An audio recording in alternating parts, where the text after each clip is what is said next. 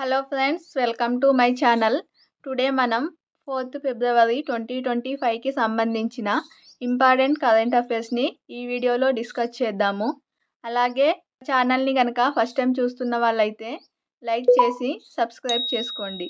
ఎందుకంటే daily current affairs videos మీకు అందించడం జరుగుతుంది. సబ్స్క్రైబ్ చేసుకున్నట్లయితే రెగ్యులర్గా కరెంట్ అఫైర్స్ వీడియోస్ మిస్ అవ్వకుండా చూడవచ్చు.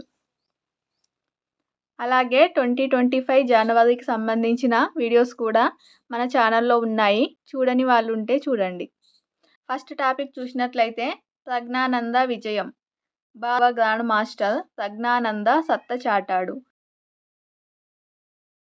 ప్రపంచ ఛాంపియన్ దొమ్మరాజు గుకేష్ను ఓడించి టాటా స్టీల్ చెస్ టోర్నమెంట్లో ఛాంపియన్గా నిలిచాడు. విశ్వనాథన్ ఆనంద్ 1989, 1998, 2003, 2004, 2006 తరువాత ఈ టోర్నీ గెలిచిన భారత తొలి ప్లేయర్గా ప్రజ్ఞానంద నిలిచాడు. సో ప్రజ్ఞానంద ఏ ఆటకు సంబంధించిన వ్యక్తి అంటే చెస్కి సంబంధించిన వ్యక్తి. అలాగే నెక్స్ట్ చూసినట్లయితే ఐసీసీ జట్టులో త్రిష. మహిళల అండర్-19 టీ20 ప్రపంచ కప్లో ఆడిన జట్ల నుంచి ఐసీసీ ఎంపిక చేసిన టీంలో 4 భారత ప్లేయర్లకు చోటు దక్కింది. సో ఇందులో నిన్న కూడా చూసాము, మహిళల అండర్-19 టీ20 ప్రపంచ కప్ భారత్ గెలిచింది. ఏ దేశంపై అంటే దక్షిణాఫ్రికాపై గెలిచింది. ఇది నిన్న చూసాము. అందులో గెలిచిన జట్టులో నుంచి కొంతమందిని ఐసీసీకి ఎంపిక చేయడం జరిగింది. అందులో ప్లేయర్ ఆఫ్ ది టోర్నీగా ఎంపికైన త్రిష, ఈమెతో పాటు కమలిని, ఆయుషి, వైష్ణవి ఐసీసీ జట్టులో స్థానం సాధించారు. ఇది చాలా ఇంపార్టెంట్, గుర్తుంచుకోండి. అలాగే ఐఐటీలకు సంబంధించిన క్వశ్చన్స్ కూడా అన్ని కాంపిటేటివ్ ఎగ్జామ్స్లలో వస్తున్నాయి. ఈ ఐఐటీలు కూడా చాలా ఇంపార్టెంట్.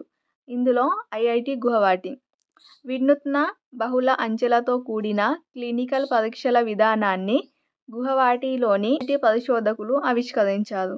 ఈ పరిశోధనలో అమెరికా, సింగపూర్ శాస్త్రవేత్తలు కూడా పాల్గొన్నారు. అలాగే sequential multiple assignment randomised trials smarts అనే విధానం ద్వారా రూపొందించిన డైనమిక్ ట్రీట్మెంట్ రెజిమ్స్ డిటిఆర్ను పై శాస్త్రవేత్తలు దృష్టి సారించారు. నెక్స్ట్ చూద్దాం. తెలంగాణలో కాంపిటేటివ్ ఎగ్జామ్స్లలో కంపల్సరీ దీని నుండి క్వశ్చన్ వస్తుంది. 1/2 కోటి ఇండ్లలో గృహజ్యోతి. ఇది గృహజ్యోతి పథకం అనేది కాంగ్రెస్ ప్రభుత్వం 6 గ్యారంటీలలో భాగంగా ప్రకటించిన పథకం. ఈ పథకంలో రాష్ట్రంలో 200 యూనిట్ల లోపు విద్యుత్ వాడుతున్న పేదలకు ఉచితంగా విద్యుత్ అందించడమే ఈ పథకం ఉద్దేశం. సో ఇందులో ఈ పథకం ఎప్పుడు ప్రారంభమైంది అంటే 2024 మే నెలలో.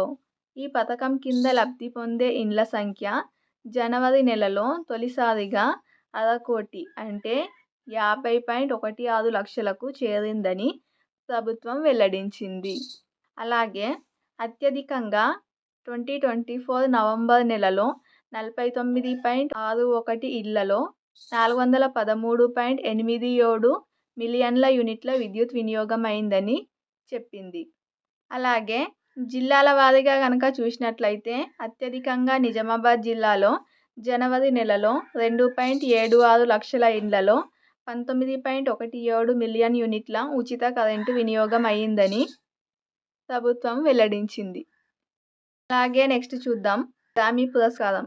సంగీతంలో ఎంతో ప్రతిష్టాత్మకంగా భావించే 67వ గ్రామీ అవార్డుల వేడుక అమెరికాలోని లాస్ ఏంజిల్స్లో జరిగింది.